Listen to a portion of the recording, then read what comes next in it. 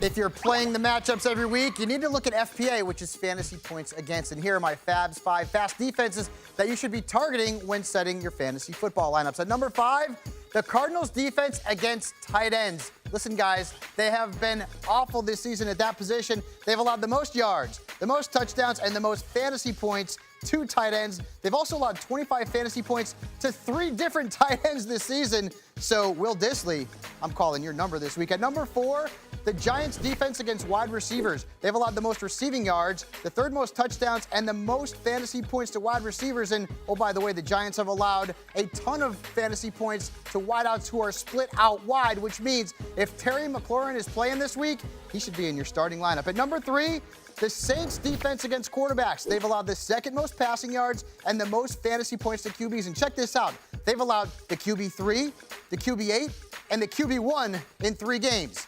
Start Dak Prescott this week. At number 2, the Redskins defense against wide receivers. They've allowed the 4th most catches, the 8th most yards, and the most fantasy points to opposing wide receivers. The Redskins have also allowed the 5th most fantasy points to slot receivers, which means Sterling Shepard owners, get him into your lineup. And at number 1, the Bengals defense against running backs. They've allowed almost 5.3 yards per carry, the most total touchdowns, and the most fantasy points to running backs this season. They've also allowed the RB8 in week 1. Then they allowed the RB3, the RB14, and the RB16 in week 2 in 1 game, which means what? James Conner is finally going to have his breakout game in week 4.